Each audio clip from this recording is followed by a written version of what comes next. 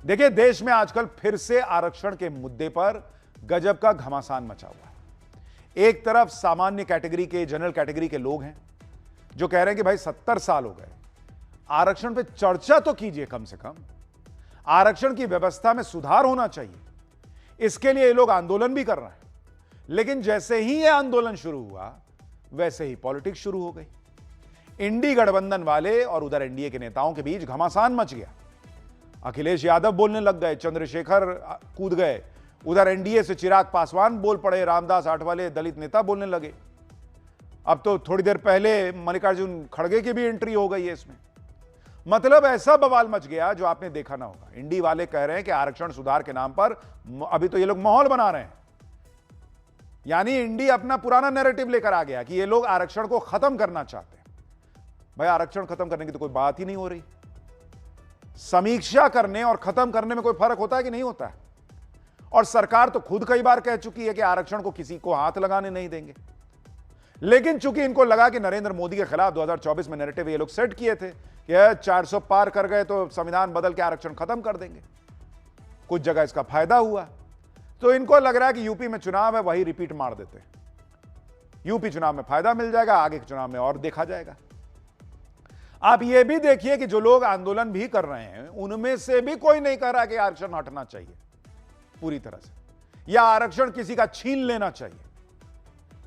वो सिर्फ इतना कह रहे हैं कि भाई इतने साल हो गए, देखना तो चाहिए कि आरक्षण की व्यवस्था सही तरीके से चल रही है, नहीं चल रही है, किसको फायदा मिल रहा है, किसको नहीं मिल रहा है। सामान्य वर्ग में भी जो गरीब का बच्चा है उसको तो फायदा दो, उसको तो ऊपर लाओ। लेकिन नहीं, जैसे ही आरक्षण की बात कीजिए, कुछ नेता जानबूझकर इसको जनरल कास्ट वर्सेस जो है एससी एसटी ओबीसी बनाने में लग जाते हैं, क्योंकि उनका पॉलिटिकल फायदा वहां सेट होता है। और इसलिए आज आपको वो रिपोर्ट दिखाऊंगा जिसे देखकर पैरों तले जमीन खिसक जाएगी। आपको पता चलेगा कि रिजर्वेशन का फायदा आखिर मिल किसको रहा है। आरक्षण पर आजादी से लेकर आज तक जो सियासत हुई, उसका अध्याय भी खोलूंगा। लेकिन पहले जो ये हो रहा है हंगामा, उसकी एक झलक देखिए।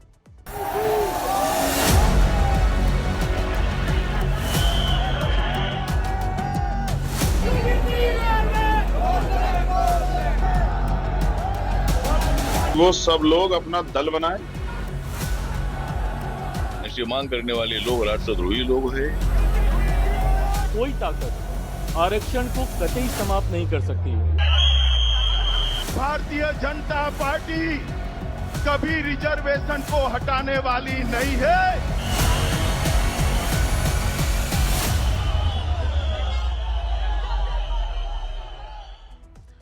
देखिए, आरक्षण को लेकर पॉलिटिक्स में जो घमासान मचा हुआ है, उसमें आप देखिए कि एक तरफ तो आंदोलन हो रहा है कि भाई रिजर्वेशन में रिफॉर्म होना चाहिए।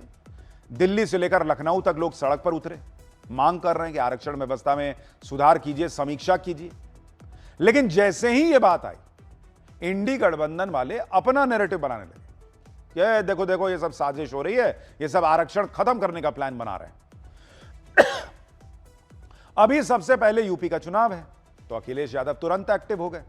दिल्ली और लखनऊ में हुए प्रोटेस्ट पर अखिलेश यादव ने कह दिया कि आरक्षण सुधार के नाम पर आरक्षण समाप्ति का षड्यंत्र हो रहा है। यह पीडीए समाज के खिलाफ एक और गहरी साजिश है। आरक्षण पीडीए का अधिकार है, किसी की इच्छा का विषय नहीं है।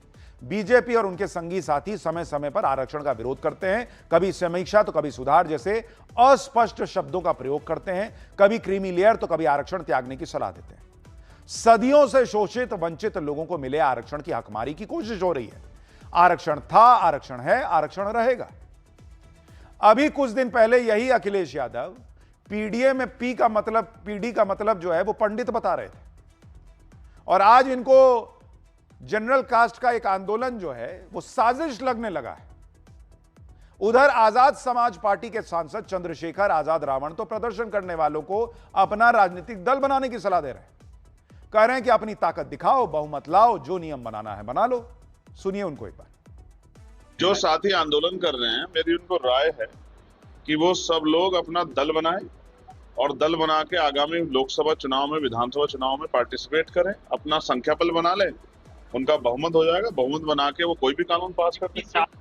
आप ये समझिए, जो लोग आज विरोध कर रहे हैं उन्होंने कभी कुछ दिया नहीं। ये तो संवैधानिक व्यवस्था नहीं होती तो आप ये जो चुनावी भाईचारा इसको भी नहीं निभा पाते। ये चंद्रशेखर रावण हैं जिनको आपने कुछ दिन पहले कॉकरोच पार्टी के आंदोलन में जंतर मंतर पर भी देखा होगा। वहां इन्होंने नहीं कहा था कि अगर कुछ चाहिए तो अपना एक दल बना लो और ले लो चुनाव लड़के, तब ये उनका साथ दे रहे थे। आज जब जनरल कैटेगरी के लोग कह रहे हैं कि आरक्षण पे चर्चा तो कर लीजिए, तो कह रहे हैं अपना दल बनाओ, जाओ। इनको भी पता है कि कोई दल आरक्षण पे चर्चा करने को तैयार नहीं होगा, इसलिए सोच रहे हैं कि ये क्या ही कर लेंगे ये जनरल कैटेगरी वाले। आरक्षण आंदोलन के खिलाफ ये जो बातें हो रही हैं, उसमें आप ये भी देखिए कि अगर जनरल कास्ट दूसरे समाज का विरोधी होता, ये यही ना साबित करना चाह रहे हैं कि जनरल कास्ट के लोग जो हैं वो दलितों के, पिछड़ों के विरोधी हैं, इसलिए कह रहे हैं कि रिजर्वेशन पे चर्चा कीजिए।